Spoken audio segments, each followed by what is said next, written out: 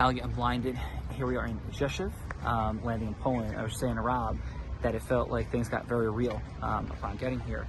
You think of like all the different feelings and emotions. When we started unloading the 2,500 pounds of things we brought, it was like words and their concepts when you were literally taking supplies off of a plane and putting them onto something else, thinking what this is for and who's going to need them. Like just emotions welled up, like unexpected. Like, all right, we're like unloading the plane, like, hey, we're here, like a little bit, a little bit of energy around it, like, wow, like we're here.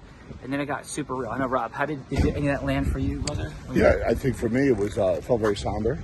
Yeah. Right? It was a somber, very quiet, even, where we came in through the airport and even where there's people, it's a very quiet, subdued, reminds me like, how COVID was really, like where there was not a lot going on. And, were you like present too though when we started taking stuff off the plane? Did anything come up for you? Yeah, I'm thinking of people that are fighting for their houses right now, fighting for their backyard, for their basements, for their neighborhoods. You know what I mean? For their lives. Yeah.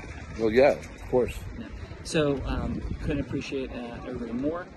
This is a blessing and privilege. I think for today's purpose and message is like, what does it look like to actually become present to things happening in the world? Of course, we gotta live our lives and we gotta do our thing, but at some junctures, like stepping out of the things that we think are problems, Yes, and stepping into what real problems look like. Yes. And this is incredible. And Yes. people say, oh, well, nothing could ever happen bad, and we're such a blessing and privilege in the world that we do.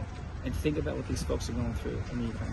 So, and I don't mean like sort of think about it, like think about what could happen anywhere at any time in the world, not to be alarmist, but that massive gratitude of the problems that we actually think are problems, which really.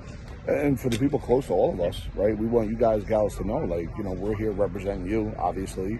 We're here as your ambassador, and it's a gift and a privilege to be here. And yes, it's not a celebratory moment, it's a somber moment. And to Sean's point, it did get real as we're taking stuff not only from the plane, but to the trucks and the vans and heading over to the border of Ukraine in about the next 60 minutes.